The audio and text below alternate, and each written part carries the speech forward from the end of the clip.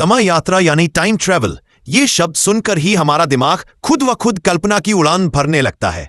कभी वो आने वाले भविष्य के बारे में सोचता है तो कभी गुजरे जमाने के लोगों और उनके जीवन के बारे में। भारतीय पुराणों में समय यात्रा की अवधारणा प्रतीकात्मक और दार्शनिक रूप से प्रस्तुत की गई है, परंतु कई घटनाएं आधुनिक विज्ञान के टाइम डायलेशन या टाइम ट्रैवल जैसे सिद्धांतों से मेल खाती हैं।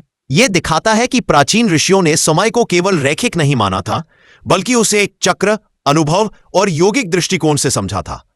काकभुशुंडी की कथा रामचरितमानस एवं पुराणों में वर्णित कथा के अनुसार काकभुशुंडी एक ऋषि थे जिन्हें भगवान शिव ने वरदान दिया था कि वे अनगिनत बार राम कथा को देख और सुन सकते हैं और हर बार वह कथा उन्हें अलग रूप में अनुभव होती है। वे कहते हैं कि उन्होंने अनेक बार सृष्टि की रचना और प्रलय होते देखी है।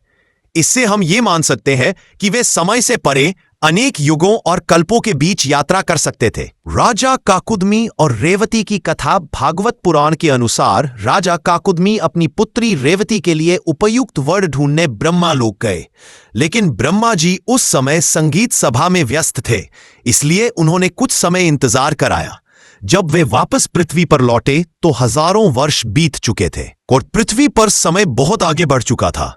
यह कथा बहुत सीधा समय यात्रा का उदाहरण देती है, जहां ब्रह्मा लोक में कुछ क्षणों के दौरान पृथ्वी पर युग बीत गए।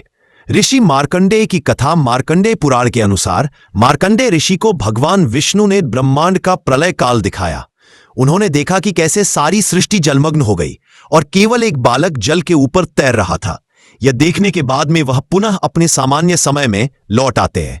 यह घटना भी उन्हें भविष्य या कल्पों के अंत तक ले जाती है और फिर उनकी वापसी होती है। इसे भी एक प्रकार से समय यात्रा कहा जा सकता है। अगर आपको हमारी जानकारी अच्छी लगी तो प्लीज आप हमारे चैनल को लाइक, शेयर और सब्सक्राइब जरूर करें, जिससे हम आपके लिए और भी बेहतरीन जानकारियां लाते रहें।